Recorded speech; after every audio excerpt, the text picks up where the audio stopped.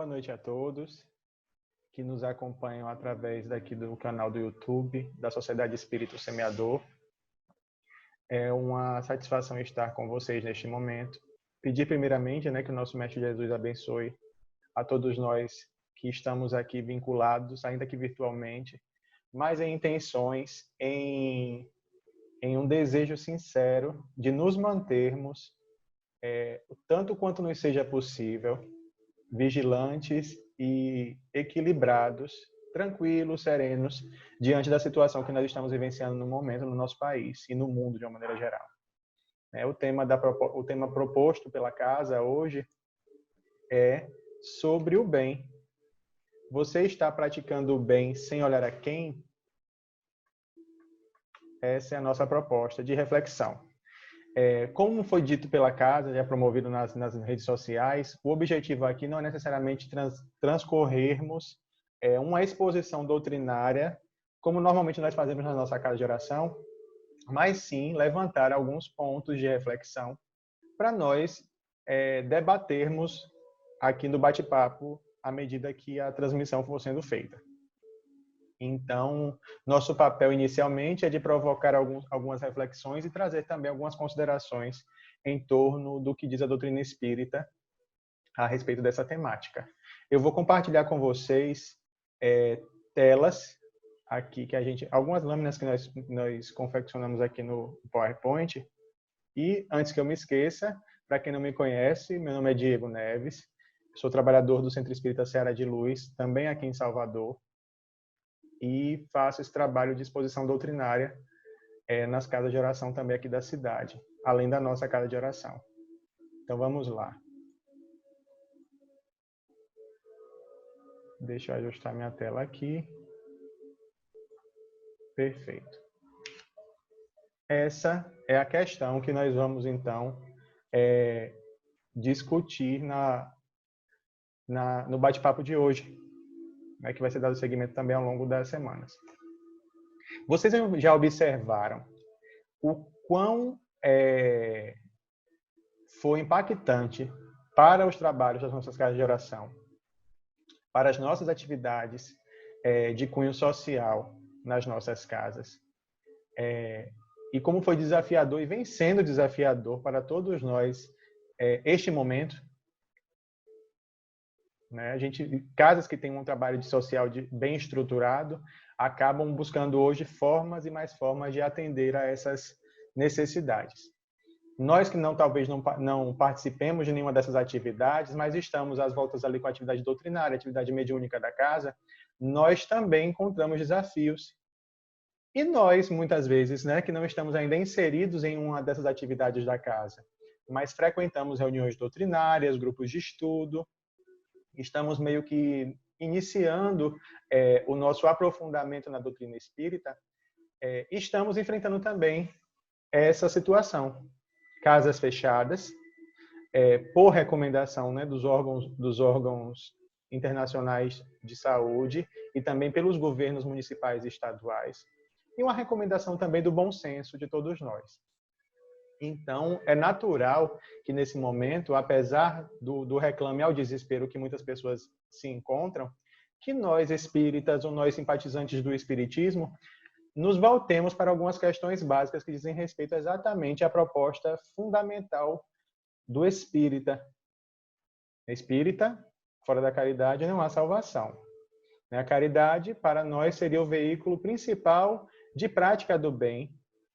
E esta prática do bem, então, numa situação como a que nós estamos vivenciando, acaba sendo prejudicada ou impedida de ser realizada por força das circunstâncias atuais. Então, eu achei interessante a provocação do semeador no seguinte sentido: de que forma, então, a gente pode desenvolver a prática do bem nesse processo?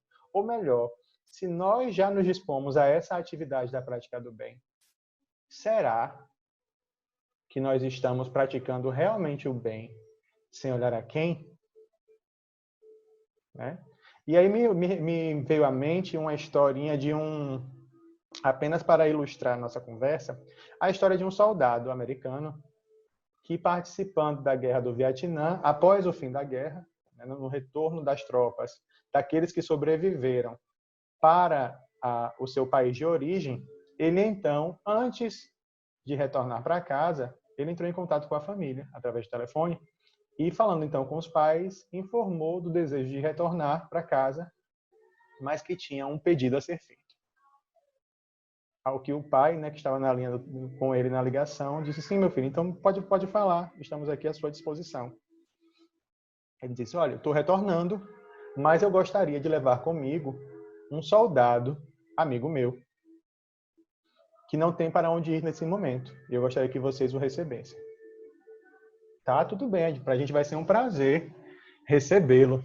O pai ficou, então, disposto, de braços abertos, a acolher, então, um amigo do seu filho. E aí o filho: mas olha, eu tenho uma outra questão que eu preciso trazer para vocês. Ele foi ferido na guerra. Ele pisou numa mina e, nesse processo, ele acabou por perder um braço e uma perna. E ele não tem para onde ir. Então, meu objetivo não é só levá-lo para que vocês o conheçam, mas também para que ele fique conosco. Aí houve um silêncio na ligação. O pai: meu filho, a gente recebe sim o seu amigo, mas vamos buscar então uma forma de auxiliá-lo, porque você deve, né, há de convir com a gente que a gente não tem condições de mantê-lo aqui conosco, pela situação dele. E o filho reforça: mas pai, ele não tem para onde ir. Eu não tenho como deixá-lo aqui. Ele não tem com quem ficar. Eu preciso que ele fique conosco. E o pai então: olha, meu filho, seria impossível. Você sabe da nossa vida e sabe que uma pessoa numa situação como essa seria mais do que um fardo para todos nós. Nós não temos condições de auxiliá-lo nesse processo. Então, eu até acho melhor, para evitar maiores sofrimentos, que você deixe ele aí, venha para casa, porque de alguma maneira ele vai encontrar uma forma de sobreviver. Houve um silêncio na ligação e o filho desligou. Dias depois, sem contato com o filho, então, eis que o pai é surpreendido por uma ligação da polícia, informando que o filho deles havia morrido e que, pela suspeita da polícia, a hipótese, né, levantada seria de que ele havia se suicidado.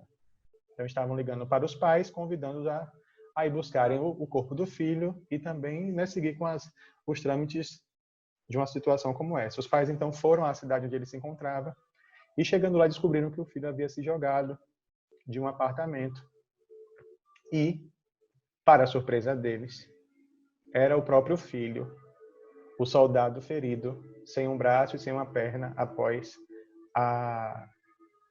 o acidente com a mina na guerra. E aí, isso me chamou a atenção, porque diante dessa proposta de nós observarmos se estamos de fato praticando este bem sem olhar a quem, a gente ainda não esteja estabelecendo formas e condições para a prática do bem. Isso, a princípio, não é nenhuma crítica para as nossas atividades, não. Mas é preciso que nós, enquanto espíritas, até porque é a proposta do próprio codificador, que a gente exercite a análise contínua e crítica das nossas atitudes e das nossas atividades, se estão pautadas de fato nos postulados do Evangelho, principalmente, né, na proposta de Jesus, e, por conseguinte, nas informações e nas orientações trazidas pelos espíritos superiores. Então, para início de conversa, é sempre bom reforçar o conceito de caridade, aqui proposto por Jesus, e eu estou trazendo a caridade única e exclusivamente em razão da proposta, do sentido dado por Jesus, benevolência para com todos. Não é? E benevolência é o bem fazer, a boa vontade, a boa intenção de realizar. Então, os espíritos respondem a Kardec quando perguntados sobre o verdadeiro sentido da palavra caridade, como entendia Jesus, eles respondem que se trata de benevolência para com todos, indulgência para as imperfeições dos outros e perdão das ofensas. Está lá em O Livro dos Espíritos. Nós não vamos destrinchar, de certa forma, cada ponto da resposta, mas o objetivo maior aqui é estabelecer que na benevolência, a proposta de Jesus é de que esse bem fazer, esse bem realizar, seja para com todos. Do que impõe também a necessidade de, uma vez fazendo para todos, silenciarmos diante das imperfeições dos outros. E, igualmente, dentro, né, dessa proposta de fazer o bem, sem olhar a quem, perdoar também as ofensas que nos tenham feito na medida das nossas possibilidades. A proposta de Jesus nunca foi, eu vou parar de compartilhar agora, nunca foi de estabelecer para nós um modelo absoluto, até porque, como governador, né, deste planeta e como um espírito de pureza maior que nós conhecemos aqui, ele compreende as limitações do processo evolutivo de cada um. Então, a proposta de benevolência, de indulgência, de perdão das ofensas, deve estar sempre associada à condição proporcional, à condição evolutiva e de compreensão de cada um de nós. Isso não é limite para que a gente faça até um determinado ponto, mas que, uma vez sempre analisando, olha a necessidade da crítica, né? Sempre analisando e refletindo sobre as nossas práticas, a gente possa perceber, então, o quanto estamos indo até o nosso limite, o quanto estamos fazendo menos e quanto estamos tentando sobrepor esses limites e sofrendo muitas vezes por não conseguir realizar ainda a contento aquilo que eu pretendia fazer, porque eu ainda não possuo a disposição mínima necessária para realizar. Então, na proposta de hoje, a gente precisa refletir sobre, na condição de pandemia, na condição de isolamento, de distanciamento social, qual o bem que hoje eu estou me propondo a realizar na condição em que eu me encontro. Esse bem está limitado às nossas frequências nas atividades virtuais da casa. Esse bem está limitado ao angariar alimentos, angariar roupas, angariar máscaras, artigos de higiene para distribuição a populações carentes, em formas que eu vou desenvolver para continuar mantendo dentro do possível as atividades que eu realizo na casa. Será que o bem que eu faço nesse plano, nesse movimento que eu já realizava antes, está sendo o suficiente? Ou será que a condição atual me impõe um dever de refletir sobre o que eu posso fazer para além disso? Um ponto já para a gente refletir. Vou voltar aqui para o compartilhamento, certo? Vamos lá.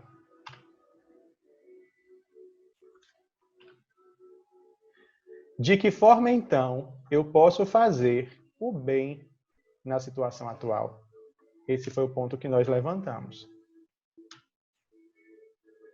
E aí vem mais um outro ponto. Enquanto espírita, como eu posso fazer melhor o bem que eu já entendo que eu pratico? Porque também tem isso.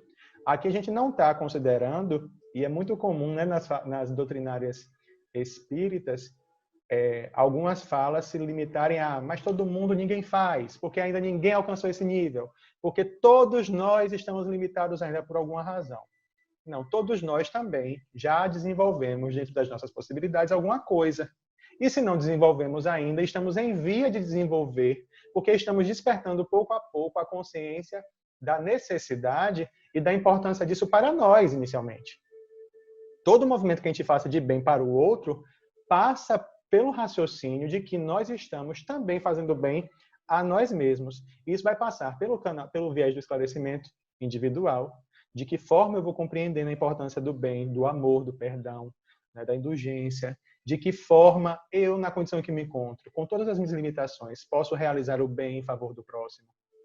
Esse movimento é todo interno ainda.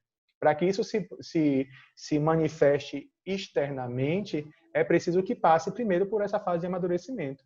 Então é importante também que a gente valorize o processo de autoconhecimento nosso, o processo de despertamento da nossa consciência e de reconhecimento das nossas capacidades. Todos nós, no plano de existência que nos encontramos atualmente, já temos recursos e já possuímos disposições para realizar o bem. Agora, enquanto espírita, vem o compromisso do aprendizado, do esclarecimento e do desdobramento da proposta do Cristo, cada vez mais esmiuçada, cada vez mais ampliada, cada vez mais esclarecida, cada vez mais evidenciada pelos espíritos superiores que nos auxiliam nesse processo de entendimento. Observe que a cada momento, uma passagem que nós visitamos do Evangelho nunca vai ser igual a mesma passagem que nós havíamos tido contato há um ano atrás, há um mês atrás, ou antes de algum sofrimento, de alguma dificuldade que a gente tenha enfrentado. Então, da mesma forma, o bem que eu pratico hoje, dentro da condição de consciência que eu já possuo, não vai ser mais a mesma prática que eu fazia lá atrás, antes, para ganhar pontos ou bônus hora na espiritualidade. É preciso que essa prática venha acompanhada de um processo para além, né? De um desejo sincero de servir ao outro, de um desejo e de uma proposta individual de fazer com que essa prática seja uma constante na nossa vida. Então, para o espírita, não é que ele deva fazer mais, né? Há a orientação, nós já compreendemos que fazer o bem é uma obrigação moral, mas vamos realizando à medida que vamos progredindo em consciência e também em vontade, em disposição para realizar. E aí me ocorreu de trazer um ponto interessante desse livro, o Grandes e Pequenos Problemas, de Angel Aguaró. O tema lá é o problema da benevolência. E ele vai trazer o seguinte: a vontade do homem deve orientar-se no sentido de aumentar o potencial de bondade existente em si, pois quando não o faz, prepara um futuro desditoso, porque só na bondade reside a felicidade verdadeira. Se ele diz que nós devemos orientar as nossas ações no sentido de aumentar o potencial, uma razão já existe aí. Todos nós somos portadores desse potencial de bondade. Por isso que, na condição que nos encontramos atualmente, a gente pode sim e deve promover um aumento dessa potência. A situação atual, desculpem o barulho, viu? Porque eu tenho uma companheirazinha aqui que resolveu latir agora na hora da atividade. Nós precisamos ampliar essa capacidade. E ampliando essa capacidade, então, nós vamos alcançar, para além da prática cotidiana, da prática habitual do bem, que a gente muitas vezes restringe à caridade puramente material, nós vamos ampliar ela para esse sentido que a gente vai encontrar no Evangelho segundo o Espiritismo, intitulado como os infortúnios ocultos, que está lá no capítulo 14, no capítulo 13, item 4 do Evangelho. E eu trouxe aqui para a nossa reflexão o primeiro parágrafo da mensagem, que diz o seguinte: nas grandes calamidades, aqui são grandes, viu?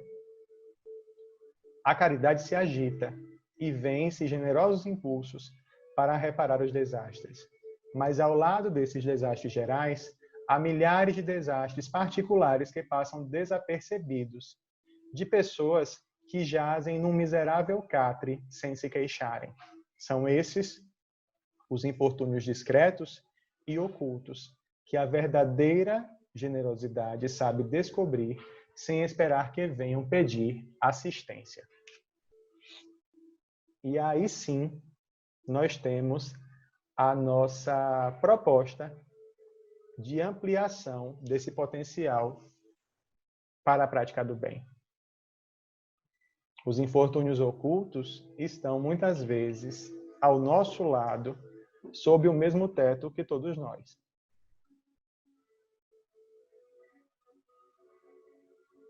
Sob o mesmo teto.